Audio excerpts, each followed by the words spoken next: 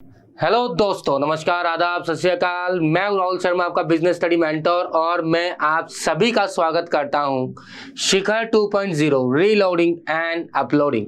तो कैसे हो भाई, कैसे हो सभी? मस्त मजे में। तो समर वेकेशन का टाइम चल रहा है, घूमने का मज़ा सबको आ रहा है। कोई पहाड़ियों की तरफ जा रहा है, कोई अपने नानी घर जा रहा है, और नानी घर जाने का मज़ा ही अलग है ना भाई। समर वेकेशन आए और नानी के घर नहीं जाए तो कैसे हो सकता है? तो क्या करा इस बार आपने? क्या नए नए पकवान खाए? थोड़ा हमें कमेंट करके बता दीजिए यार, क्या चीज़ फेमस है यार। नानी आपके हाथ की जो अपनी चीज़ बनाती है वो कितनी शानदार बनती है, उनकी कौन सी चीज़ सबसे फेवरेट लगती है आपको? तो अब बात करते हैं हमारे चैप्टर के अगले टॉपिक को लेकर। भाई हमने बात की थी प्लानिंग को लेकर। अब प्लानिंग क्यों ज़रूरी है ये बात आपने, मैंने और सबने बड़े अच्छी तरह से समझा था। लाला जी भी हमारे साथ थे, बढ़िया ढंग से समझा कि प्लानिंग जो है टोटली मेंटल एक्सरसाइज है। आपके दिमाग पे चलने वाला सारा सिस्टम, दूर देखना, ब्रिजिंग द गैप। आज कहाँ हो, अगले 5 साल में, अगले 6 महीने में, अगले साल में आप कहाँ अपने आप को देखना चाहते हो, वहाँ कैसे पहुँचोगे, ऑब्जेक्टिव क्या है, उस ऑब्जेक्टिव को अचीव करने के लिए क्या क्या रिसोर्सेज चाहिए, कैसे वहाँ तक पहुँचोगे, वो सब किसका पार्ट मानते हैं? प्लानिंग का मानते हैं। तो हमने प्रीवियस क्लास में डेफिनेशन पढ़ी प्लानिंग की, फेयोल भैया ने भी डेफिनेशन दी, वो भी पढ़ा, प्रोसीजर मेथड्स के बारे में थोड़ा बहुत समझा, साथ ही साथ हमने फीचर्स कंप्लीट किए थे प्लानिंग के। आज बात करेंगे इंपॉर्टेंस ऑफ प्लानिंग। किसके बारे में भैया? Importance of planning. तो इंपॉर्टेंस ऑफ प्लानिंग क्या कह रहा है आपसे? जैसे मैंने फोटो लगाई आपके लिए, what if we don't change at all. क्या होगा अगर हम चेंज नहीं करें अपने आप को? क्या कोई मिरेकल हो जाएगा और मैजिक ठीक होकर सब कुछ ठीक हो जाएगा? नहीं, ऐसा नहीं हो सकता। बोलते हैं ना यार, कई बार आप हार मान जाते हो, हताश जाते हो, सर पे हाथ रख के बैठ जाते हो, कुछ नहीं करते, क्या पता सब ठीक हो जाए अपने आप। नहीं, ऐसा नहीं होता, ऐसा नहीं होता। कभी ना कभी कोशिश तो आपको करनी ही पड़ेगी।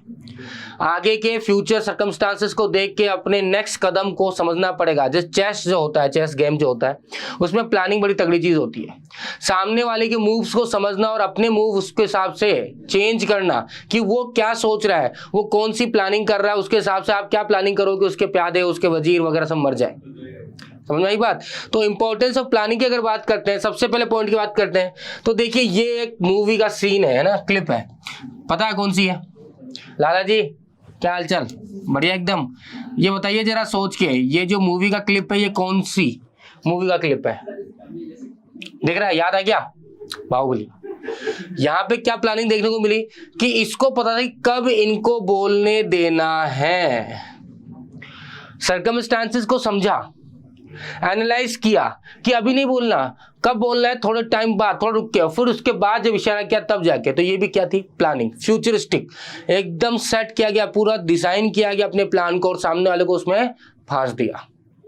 ठीक है, तो चलिए अब एक एक पॉइंट की बात कर लेते हैं। Planning involves direction, planning reduce the risk of uncertainties, planning reduce overlapping and wasteful activities, planning promote innovative ideas, planning facilitate decision making, planning establish standard for controlling and focus on the objective of the company। तो importance समझ में आई भैया, क्यों जरूरी है? बिना planning के आप कुछ भी चीज सक्सेसफुली अचीव नहीं कर सकते। मान लीजिए कभी तुक्का लग गया, तुक्का लग जाता है एक बार, 2 बार, बार बार नहीं लगेगा जिंदगी में। किसी भी चीज को अचीव करने के लिए आपको लगना पड़ेगी प्लानिंग। जैसे कि हमने प्रीवियस क्लास में बात की थी कि आपको कहीं जाना है, बाहर किसी से मिलना है, तो भी आप क्या करोगे? प्लानिंग करोगे। घर वालों को क्या बोल के जाना है, कैसे निकलेंगे बोल के, वो भी किसका पार्ट है? प्लानिंग का है। पहला पॉइंट, प्लानिंग प्रोवाइड डायरेक्शन। क्या कहना चाहता है भैया ये? By stating in advance how work has to be done, planning provide direction for action. Obvious ही बात है ना भाई, प्लानिंग क्या कर रहा है? डायरेक्शन प्रोवाइड कर रहा है, पहले से ही बता देता है, पहले से ही बता देगा भैया हम आपसे क्या उम्मीद कर रहे हैं। भाई हमने क्या पढ़ा? प्लानिंग के 4 क्वेश्चंस पढ़े थे। What is to be done, when it is to be done, how it to, कब और कैसे और किसके द्वारा, है ना? तो how work has to be done, तो पहले तो बात आपके पास होना चाहिए करना क्या है, व्हाट, ठीक है, फिर व्हेन, फिर हाउ, फिर बाय whom। ये 4 क्वेश्चन के जवाब कौन ढूंढता है? प्लानिंग ढूंढता है। तो जब आपने सामने वाले किसी बंदे को, मान लीजिए एम्प्लॉय है, एम्प्लॉय को अगर आपने बता दिया भैया हम आपसे ये उम्मीद करते हैं, आपका ये काम है, कंपनी आपसे ये एक्सपेक्ट करती है कि आप ये काम इस तरह से कंप्लीट करेंगे, या आपको किसी पर्पस के लिए वहां पर अपॉइंट किया गया है, तो कंपनी आपको बता दी कि भैया हमारा ऑब्जेक्टिव ये है, इतने टाइम में कंप्लीट करना है, इस तरह से हमें कंप्लीट करना है। सो डेफिनेटली क्या हो रहा है, स्टेटिंग इन एडवांस कैसे काम करना है। Planning provide direction for action, that is planning leads to unity of direction. ये इंपॉर्टेंट है बेटा, इसके ऊपर क्वेश्चन बन जाता है और फिर आपसे पूछता है कौन से इंपॉर्टेंस की तरफ ये क्या कर रहा है, इशारा कर रहा है। Unity of direction, unity of direction मतलब सब एक दिशा की तरफ, सबका पता है कि भैया कंपनी का मेन ऑब्जेक्टिव, जो भी काम हो रहा है कंपनी में, चाहे फाइनेंस डिपार्टमेंट हो, चाहे सेल्स डिपार्टमेंट हो, मार्केटिंग हो, प्रोडक्शन डिपार्टमेंट हो, परचेज डिपार्टमेंट हो, सबको पता है कि भैया कंपनी का ऑब्जेक्टिव क्या है, तो हमें जो मूव करना है उसी तरह से मूव करना है। अब कंपनी का ऑब्जेक्टिव मान लीजिए हो कि भैया इस बार जो है हमें 10,000 यूनिट को प्रोड्यूस करना है। मार्केट कंडीशन आपने एनालाइज कर लिया कि मार्केट कंडीशन अच्छी है, लोगों की इनकम भी अच्छी है, लोग अच्छी तरह शॉपिंग करेंगे, ठीक है, तो आप लोगों ने 10,000 यूनिट प्रोड्यूस करना है। इस बार दिवाली का त्यौहार आएगा, आप अच्छा खासा सेल कर सकते हैं। तो ये आपने ओवरऑल सभी डिपार्टमेंट को इन्फॉर्म कर दिया, डायरेक्शन मिल गया। अब परचेज डिपार्टमेंट उतना ही माल परचेज करेगा जितना उसको 10,000 यूनिट कंप्लीट करना है। फाइनेंस डिपार्टमेंट प्रोवाइड कर देगा पैसा, मार्केटिंग डिपार्टमेंट उसमें लग जाएगा, प्रोडक्शन डिपार्टमेंट उस काम में लग जाएगा, रॉ मटेरियल वगैरह मशीनरीज वगैरह सब तैयार करवा लेगा।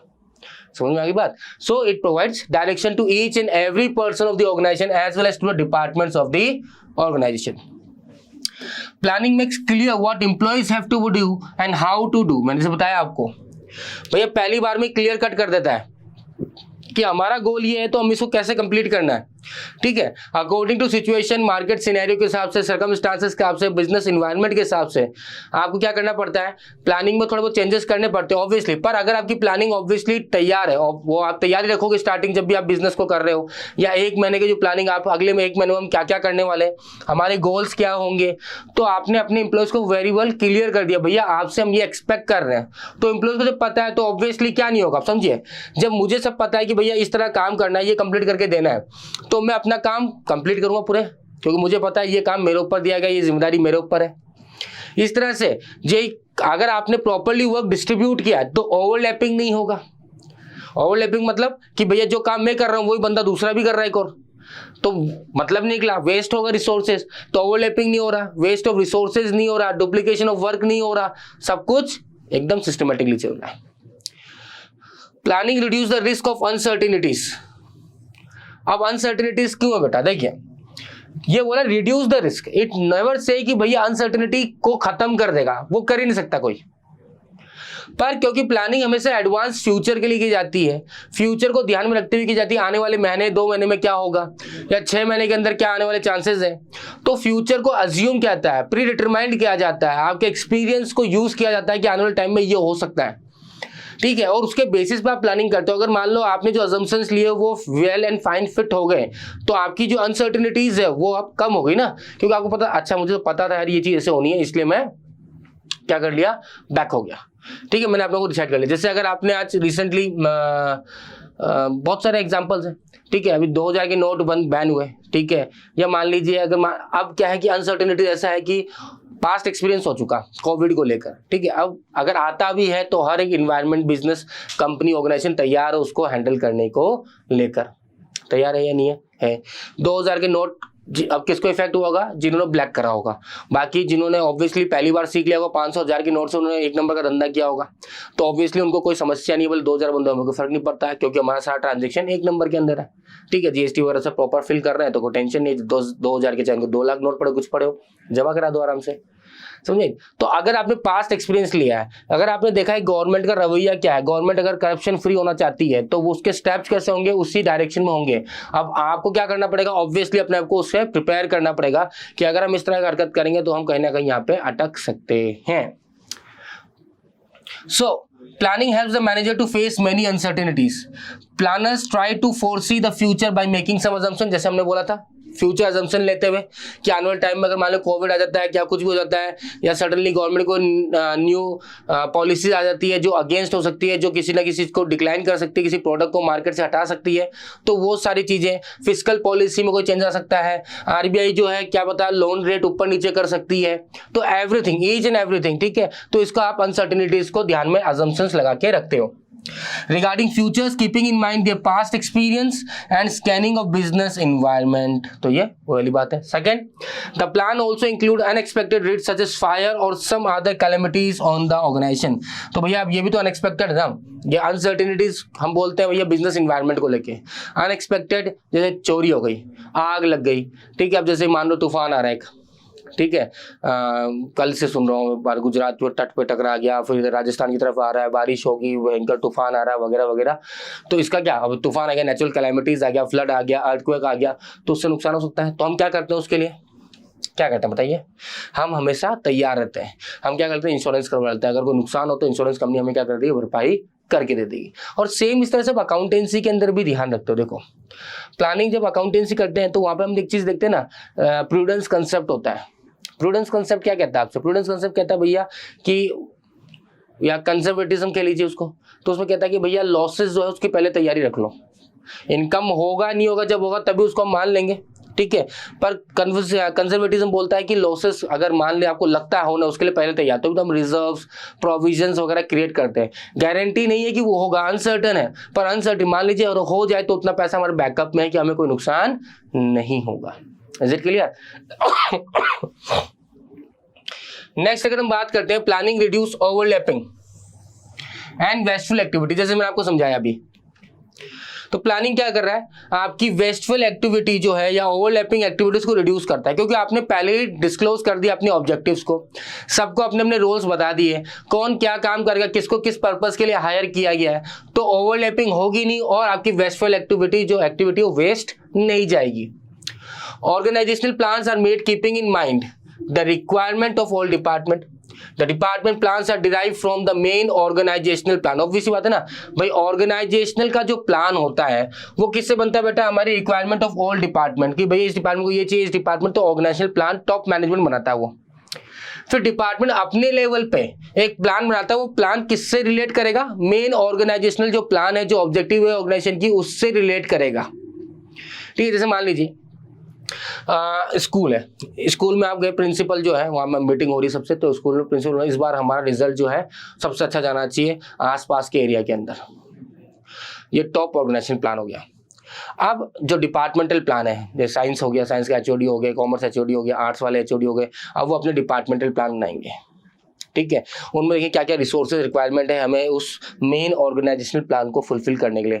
कॉमर्स वाला बोलेगा कि भाई हमारी तरफ से अच्छा रिजल्ट, साइंस वाला हमारी तरफ से अच्छा रिजल्ट, आर्ट्स वाला, तब तीनों के रिजल्ट अच्छे जाएंगे तो ओवरऑल ऑर्गेनाइजेशन का रिजल्ट अच्छा जाएगा, नहीं जाएगा, जाएगा, ठीक है। इस तरह से तो एचओडी में दिया। अभी क्या हुआ, therefore there will be a coordination amongst the department, एक डिपार्टमेंट दूसरे डिपार्टमेंट से कोऑर्डिनेट करेगा। सेम इस तरह से फाइनेंस डिपार्टमेंट किससे कोऑर्डिनेट करेगा, परचेज डिपार्टमेंट से, प्रोडक्शन डिपार्टमेंट कोऑर्डिनेट करेगा, फिर सेल्स डिपार्टमेंट कोऑर्डिनेट करेगा, हर एक दूसरे डिपार्टमेंट कोऑर्डिनेट करेगा। जब हम जैसे एग्जांपल दिया था मैंने आपको कि भैया 10,000 यूनिट बनाने हैं, अब ये आपका ओवरऑल ऑर्गेनाइजेशनल गोल्स है। अब हर डिपार्टमेंट इस तरह से काम करेगा कि ये जो गोल है कौन सा वाला 10,000 यूनिट का, ये कंप्लीट हो जाए इजीली तरह से, ठीक है। Planning promotes innovative ideas, planning जो है इनोवेटिव आइडिया को प्रमोट करता है। कैसे करता है भाई, देखिए टॉप मैनेजमेंट सबसे ज्यादा लगा रहता है प्लानिंग के अंदर, ये पढ़ा है ना हमने, जो टॉप मैनेजमेंट होता है सबसे ज्यादा प्लानिंग में लगा रहता है। वो पूरा दिमाग जो प्लानिंग के अंदर लगाता है, भैया प्लानिंग कैसे चलनी है, प्लानिंग कैसे चलनी, कैसे चलाना है प्लानिंग को हमें, ठीक है। ऑर्गेनाइजेशन को कैसे रन करना है, बिजनेस को कैसे रन करना है, हमारी गोल्स क्या होने चाहिए। तो ये सारी एक्टिविटी जो होती है बेटा कौन सी होती है, सारी एक्टिविटी मेंटल एक्टिविटी होती है। और जितना आराम से आप सोचोगे, जितना ज्यादा सोचोगे, उसमें इनोवेटिव आइडियाज को आप क्या करोगे, प्रमोट करोगे। नए नए तरीके से आप प्रोडक्शन करने के तरीके देखोगे, या नए प्रोडक्ट को लॉन्च करने की सोचोगे, या नीड्स एंड वांट्स को समझोगे, उसके हिसाब से प्रोडक्ट को लॉन्च करोगे। So that's why planning requires thinking and it's intellectual process. It leads to great scope of finding better idea, better methods and procedure to perform a particular job. तो planning जब होती है, क्योंकि intellectual process है, सोचते हो, समझते हो, इन्वायरमेंट को स्कैन करते हो, फिर कहीं ना कहीं आप R&D भी करते हो, फिर देखते हो कि यार ये जो तरीका है, क्योंकि आप देखते हो ना बहुत सारे ऑल्टरनेटिव जो होता है उसमें सबसे बेस्ट तरीका आप फाइंड आउट करते हो। भाई एक ही चीज़ को करने के 10 तरीके हैं, पर उसमें सबसे बेस्ट कौन सा है, सबसे फिजिबल कौन सा है, ठीक है भाई। नुकसान तो सभी में, ऐसा नहीं है कि कोई भी ऐसा डिसीजन होगा जिसमें नुकसान नहीं होगा, पर कम नुकसान और फायदा ज्यादा। फिर उस प्लान को जब इंप्लीमेंट करते हो तो ओवरऑल फायदा किसको मिलता है, ऑर्गेनाइजेशन को मिलता है। That's why planning promotes innovative idea. होता है ना, कई बार आप दोस्तों के साथ बैठे हो और फिर बोलते हैं अरे यार इसको इस तरह से कर लेते हैं, और बोलते हो अरे यार क्या आइडिया दिया भाई, मजा आ गया। बोले क्या कर रहे थे? बोले सोच रहा था मैं यार, सुबह से सोच रहा हूँ ऐसे कर सकते हैं, मैंने 10 प्लान देखा, ये करेंगे तो यहाँ फंसने के चांसेस है, ये करने के, पर इस तरह से करें किसी को फर्क नहीं पड़ेगा, पता ही नहीं चलेगा। समझ में बात? तो that's why planning promote innovative ideas. करते हैं इनोवेटिव आइडिया भैया, याद कर लो, खुद ने बहुत सारे इनोवेटिव आइडियाज किए हैं। जरूरत पड़ने पे क्या करते हो, कुछ ऐसा आइडिया निकाल के लाते हो जो पहले आप निकालते नहीं थे। जैसे कि बहुत बड़े, शायद बिल गेट्स ने कहा है, कंफर्म नहीं, पर एक बड़े एंटरप्रेन्योर जो बहुत तगड़ा आज बिलियनर है, मिलियनर में काउंट होते हैं, उन्होंने बोला कि मेरे को ना आलसी लोग चाहिए, जो बहुत ज्यादा एनर्जेटिक वाले लोग नहीं चाहिए, आलसी लोग चाहिए। तो उनसे पूछे क्यों? बोले देखो आलसी लोग को काम वैसे ही नहीं करना होता, पर जब काम करना होता है वो देखते हैं यार ऐसा कोई तरीका ढूंढे जिससे कम टाइम में काम कंप्लीट हो जाए और बेटर रिजल्ट भी आ जाए।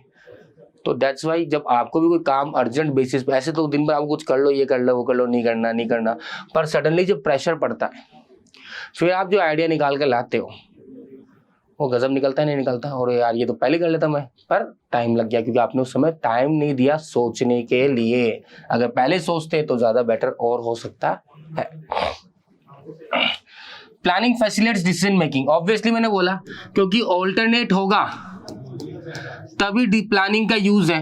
अगर ऑल्टरनेटिव्स नहीं है, अगर आपके पास ऑप्शंस ही नहीं है, तो फिर डिसीजन मेकिंग करनी ही क्या है? फिर तो जो है वही करना है। भाई आपको 2 रास्ते मिले तो 2 रास्ते में सोचना पड़ेगा लेफ्ट जाना राइट जाना है, पर है ही रास्ता एक, राइट ही जाना, तो अब क्या लेफ्ट कहां से ढूंढ रहे हो, जाना उधर, ये बात खत्म। So planning provide decision making कब होगा? जब ऑल्टरनेट्स, ऑप्शंस अवेलेबल होंगे। In planning goals are set in advance and predictions are made for the future. ये तो पता ही हमें कि प्लानिंग के अंदर गोल्स जो होते हैं पहले ही एडवांस में सेट हो जाते हैं और उसी के हिसाब से क्या होता है, प्रेडिक्शन कर जाता है कि भैया आने वाले टाइम में फ्यूचर में क्या क्या होगा, उसको हम कैसे ध्यान रखेंगे, कैसे उसमें जो अनसर्टेनिटीज उसको कैसे मोल्ड करेंगे हमारे हिसाब से, या उसमें हम कैसे मोल्ड हो जाएंगे, ऑर्गेनाइजेशन कैसे आगे तक रन कर सकता है। These prediction goals help the manager to take fast decisions। तो ये प्रिडिक्शन जो है, ये गोल्स है, अब आपके डिसीजन जो होंगे ना बेटा वो इसके बेसिस पे होंगे। जो हमने गोल डिसाइड किया और जो आपने प्रिडिक्शन किया, जो अजम्पशंस लिए आपने, अब जो भी डिसीजंस होंगे उन प्रिडिक्शन के बेस करते हुए होंगे। जो प्रीमिसेस आपने डेवलप किए हैं, छोटे छोटे प्लान जो आप बनाते हो मेन प्लान को पहुंचने के लिए। भाई अगर मान लीजिए मेन प्लान जैसे कि टीम इंडिया को वर्ल्ड कप जीतना है, ठीक है, बस जैसे परफॉर्म कर रही है तो क्या ही बोले, पर देशभक्ति पूरी है, टीम इंडिया के साथ पूरे अपन, तो छोटे छोटे प्लान्स बनाने पड़ेंगे। बॉलिंग डिपार्टमेंट में प्लान बनाएगा, बैटिंग डिपार्टमेंट में प्लान बनाएगा, मिडिल ऑर्डर अपना प्लान बनाएगा, फील्डिंग डिपार्टमेंट, फील्डिंग कोच, ये सब प्लान बनाएंगे। कोई प्लेयर होगा बोले मैं ना जो टिक के खेलूंगा बीच के अंदर, ठीक है, तुम लोग मारते रहना पर मैं टिकता रहूंगा साथ में साथ, तो अपन रन बनाते रहेंगे। कोई बोलता तू लंबे लंबे चौके छक्के मारता पर मैं रन लगाता रहता रहूंगा, जिससे जो स्कोर बोर्ड है वो टिक होता रहेगा, चलता रहेगा, प्रेशर कम पड़ेगा। तो ये छोटे छोटे प्लान्स बनते हैं, प्रीमिसेस डेवलप किया जाता है कि यार वहाँ पे आज मैच है पर वहाँ पे 3 दिन पहले से चेतावनी चल रही बारिश होने की, मतलब वो डकवर्ड लुईस सिस्टम लग सकता है, तो उसके लिए हमें कैसे तैयार रहना पड़ेगा, प्रेडिक्शन करा आपने, अजम्पशन करा आपने। अब बारिश नहीं तो बात अच्छी है, हो गई तो फिर आपका अनसर्टेनिटीज रिड्यूस हो जाता है। यार उसको नया बॉलर है वो तगड़ा है, राशिद खान खेलेगा यार, वो उसकी बॉल ना गुगली बड़ी परेशान करती है, तो अजम्पशंस उसको कैसे आप कट आउट करोगे, उसको कैसे देखोगे, तो ये होता है। तो आपके जो भी डिसीजंस हैं आप वो किसके बेस पे होगा, जो आपने प्रेडिक्शन कर दिया, जो आपने गोल्स कर दिया, उसी बेस से आपके डिसीजंस होंगे।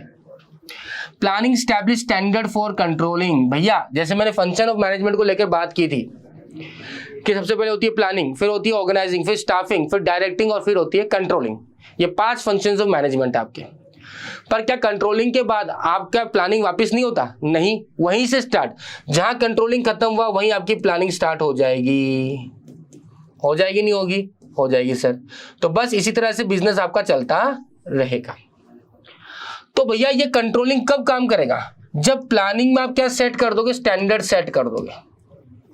जैसे आपने बोल दिया कि हमारे हिसाब से एक दिन के अंदर 100 यूनिट बन जाते हैं, जिस तरह से आपने प्लानिंग करी है, जो आपने एवरेज टाइम लिया होगा, टाइम स्टडी की होगी, मेथड स्टडी किया होगा, मोशन स्टडी किया होगा, उन सबको करके वर्क स्टडी किया होगा, आपने बोला होगा भैया एक दिन में 100 यूनिट बन जाते हैं। पर देखा गया कि सिर्फ 80 यूनिट ही बन रहे हैं, 20 यूनिट कम बन रहे हैं। अभी कम क्यों बन रहे हैं, इसका रीजन फाइंड आउट करना, तभी तो कंट्रोलिंग होगा।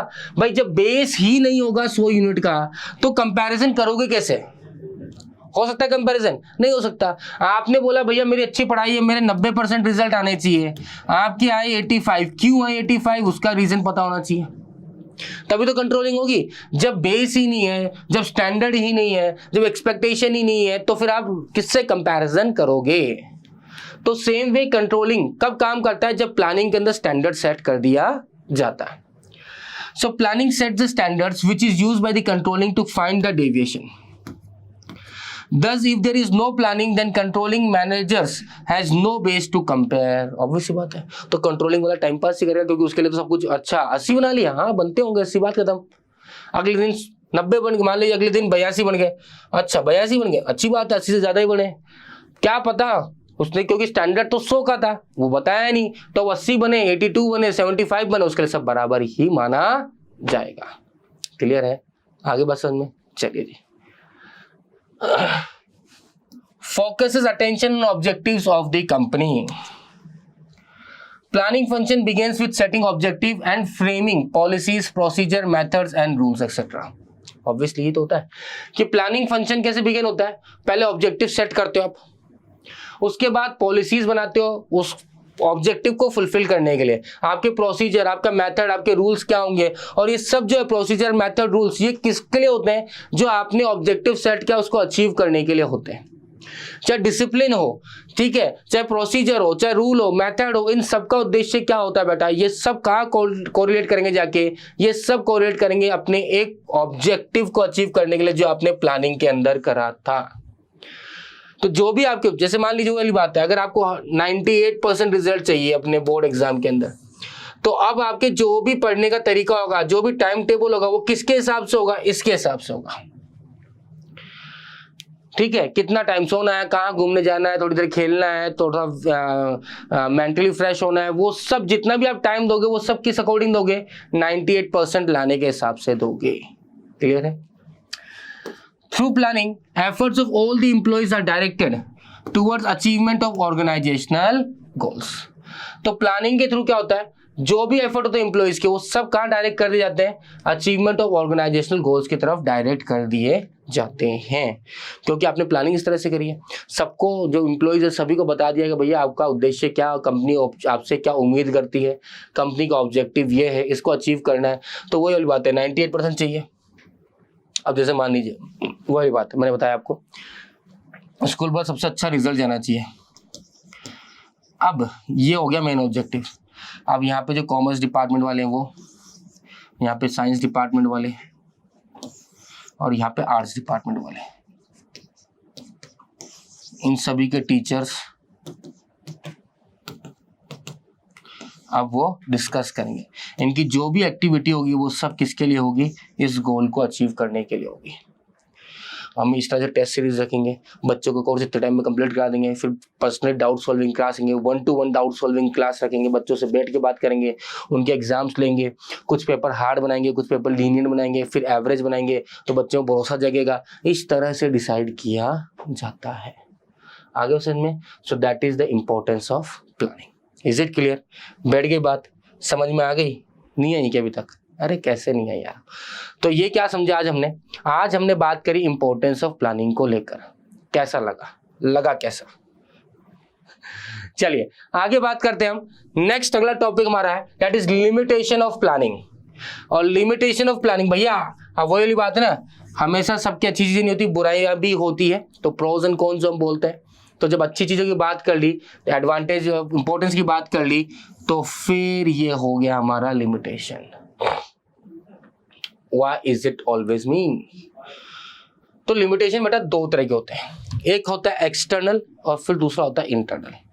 तो चलिए बात करते हैं लिमिटेशन को लेकर।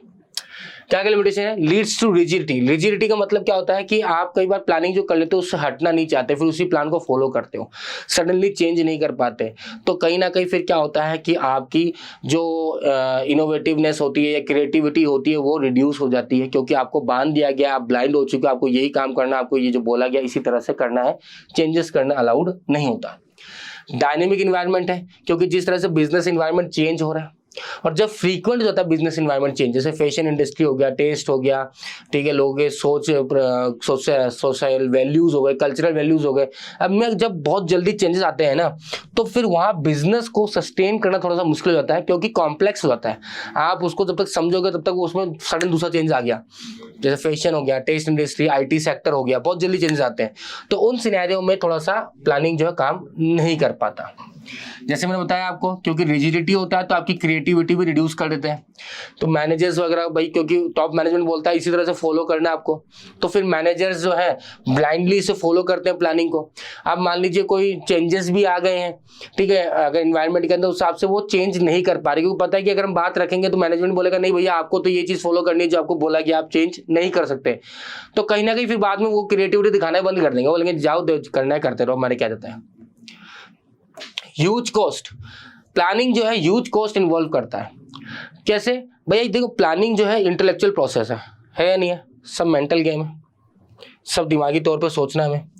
तो यहाँ पे आप जब एक्सपर्ट, बड़े बड़े एक्सपर्ट हायर करते हो, ठीक है, वकील हायर कर लिया, या फिर आपने CS हायर कर लिया, कंपनी सेक्रेटरी, फिर आपने चार्ट अकाउंटेंट हायर कर लिया, फिर फाइनेंस के लिए मान लीजिए किसी आपने MBA वाले पर्सन को लिया, IIT वाले बंदे को ले लिया, तो ये भी जब अपने प्रोफेशनल पर्सन को अपॉइंट करोगे, क्योंकि उनका आपको प्रोफेशनल एडवाइस चाहिए, तो उसके लिए प्रोफेशनल पर्सन चाहिए। अब प्रोफेशनल पर्सन फ्री में तो क्या ना बोले, वो तो आपको फ्री में कुछ ना बताए, नमस्ते ना करे फ्री के अंदर वो आपको, फिर तो वहाँ पे आपको लगेगा पैसा, और फिर वो भी गारंटी नहीं कि 100% काम करेगा या नहीं करेगा। That's why huge cost, time consuming process है, क्योंकि बहुत सारे ऑल्टरनेटिव बताया था मैंने आपको, गोवा जाना, गोवा की ट्रिप याद रखना, प्लानिंग हो जाती है, तो बहुत सारे ऑल्टरनेटिव है, इस ऑल्टरनेटिव को फाइंड करना, फिजिबिलिटी चेक करना, सब में कुछ ना कुछ नुकसान है, पर किस में कम नुकसान है, किस में ज़्यादा फायदा है, क्या बेस्ट रहेगा कंपनी के लिए, क्या नहीं रहेगा, ये सब डिसाइड जब करते हैं, ऑल्टरनेट को इवेल्युएट करते हैं, और वन बेस्ट मेथड जब पता लगाते हैं, तब तक काफ़ी टाइम निकल जाता है। Planning does not give guarantee in success. पिछली बार जो हमने किया था इन्वायरमेंट वैसा, इस बार वही कर लेके अप्लाई करके आप बताया, तो आपके पास्ट एक्सपीरियंस को आप कई बार वो एज इट इज लागू कर देते हो, बिना जाने समझे कि इस इन्वायरमेंट में वो चीज़ एक्टिवेट हो सकती है नहीं हो सकती, इस इन्वायरमेंट में वो चीज़ काम कर सकती है नहीं कर सकती। तो that's why planning does not give guarantee और सक्सेस। ठीक है, कि पिछली बार ये चीज़ एप्लीकेबल हुई तो इस बार भी ये चीज़ एप्लीकेबल हो जाएगी, इस बार भी हमें सक्सेस मिलेगा, ऐसी कोई गारंटी 100% श्योरिटी नहीं है। लैक ऑफ एक्यूरेसी, क्योंकि जो आप अजम्पशंस लेते हो ना, वो अजम्पशंस तो आपने किसके बेसिस पे लिया, जो अभी इन्वायरमेंट चल रहा है, जो बिजनेस इन्वायरमेंट चल रहा है उसके बेसिस पे, या आपके पास्ट एक्सपीरियंस के बेसिस पे, या आपकी नॉलेज, या आपने जो भी रीड करा उसके बेस पे। पर क्या 100% श्योरिटी है? नहीं है, नहीं है। तो in that scenario lack of accuracy, जब लैक ऑफ एक्यूरेसी होगा तो फिर आपकी प्लानिंग धरी की धरी रह जाएगी। कई बार होता है ना, अरे यार ये तो मैंने सोचा था पर इतना नहीं सोचा था कि इतना बुरा हो जाएगा, अब तो समेटा नहीं जा रहा, इतना इतना फैल गया। होता है नहीं होता? होता है। तो पता था यार पापा गुस्सा होंगे, पर इतना ज़्यादा यार आज तो बहुत तगड़ा गुस्सा होगा भाई, बहुत डांटा मेरे को यार, मैं नहीं, अगली बार ऐसा नहीं करूँगा। मीन्स आपकी एक्यूरेसी 100% नहीं हो सकती, और उसके हिसाब से आपकी प्लानिंग फेल हो जाती है। क्लियर है? चलिए एक एक पॉइंट को रीड कर लेते हैं फटाफट से, समझ में तो आएगी आप लोग को। Planning leads to rigidity. Once the plans are made to decide the future course of action, the manager may not be in position to change them. तो एक बार आपने प्लान डिसाइड बना लिया, फ्यूचर के प्रोडिक्शंस आपने कर लिए, डिसाइड कर लिया, अनसर्टेनिटीज के बारे में समझ लिया, और उसके हिसाब से आपने प्लान बना दिया। अब मैनेजर जो है भैया वो पोजीशन में नहीं है उसको चेंज कर सके, अब जो आएगा उसको वैसे ही करना पड़ेगा। प्लान वर्क और may not work. Planning may not work in dynamic environment as there is a continuous changes taking place in business environment. It is become very difficult to forecast the future changes and even plans may fail if their changes are too frequent. तो वही बात है कि भैया difficult होता है forecast करना future के चेंजेस को, पहली बात तो। पर मान लीजिए आपने कर भी लिया, पर उसमें सबसे बड़ी मुसीबत कब होगी, जब बहुत ज्यादा फ्रीक्वेंटली क्या हो रहा है, बिजनेस इन्वायरमेंट चेंज हो रहा है, जैसे fashion industry, IT sector, test preference, ठीक है, तो उसके अंदर फिर समस्या हो जाती है। अगला, इट रिड्यूस क्रिएटिविटी, जैसे मैंने आपको समझाया अभी। With the planning managers become blind followers of the plan only. Top manager plan दे दिया, मैनेजर आंख बंद करके उसको फॉलो करना है, वो फॉलो करता रहेगा, भैया हाँ ये बोला है टॉप मैनेजमेंट, ये करना है वो करना है। अब होगा क्या, manager do not take any initiative to make changes in the plan according to changes in the business environment, be मतलब बिजनेस इन्वायरमेंट। तो फिर मैनेजर भी ब्लाइंडली फॉलो करता है, वो फिर इनिशिएटिव लेना ही बंद कर देता है मैनेजर की, भैया बिजनेस, अब बोलेगा यार मैं समझाने बैठूंगा, वो समझेंगे तो नहीं, वही बोलेंगे मैंने जो प्लान किया, हम पागल है कि हम ऊपर बैठे हुए टॉप मैनेजमेंट वाले, यही प्लान फॉलो करो। तो फिर वो इनिशिएटिव लेना भी बंद कर देता है। They stop giving suggestion and new ideas for the improvement. तो वाली बात है, प्रॉपर कम्युनिकेशन नहीं है, वन वे कम्युनिकेशन है। अगर प्लानिंग आपको रिजिड क्रिएट कर रहा है, उसमें चेंजेस करने का अलाउ नहीं दे रहा, तो फिर आप भी अपना सजेशन देना बंद कर दोगे, क्रिएटिविटी दिखाना बंद कर दोगे, इंप्रूवमेंट वैसे रिड्यूस हो जाएगा, कंपनी बाहर जाने तैयार है। प्लानिंग इन्वॉल्व्स ह्यूज कॉस्ट, जैसे बताया, प्रोफेशनल एक्सपर्ट चाहिए, प्रोफेशनल एक्सपर्ट फ्री में नहीं आते, अच्छा खासा पैसा लेके जाते हैं। Along with the salary of company has to spend a lot of time and money to collect the accurate facts and figures. भैया प्रोफेशनल एक्सपर्ट आएंगे, बोलेंगे भैया ये काम करो, मार्केट के सर्वे करके लाके दो, ये करवा के ला दो, ये करवा के ला, उसके बाद मैं अपना जजमेंट दूंगा। तो वो बंदा जजमेंट कब देगा, जब आप सारी चीज फैक्ट एंड फिगर कलेक्ट करके लाके दोगे। फैक्ट और फिगर आप कलेक्ट करो, उसमें टाइम लगेगा, उसमें पैसा लगेगा। आप वो कितना एक्यूरेट है कितना एक्यूरेट उसके बेसिस पे ये बना देगा, और फिर बोल देगा भैया ये रिपोर्ट किसके बेसिस पे नहीं है, जो आपने फैक्ट एंड फिगर मुझे लाके दी है।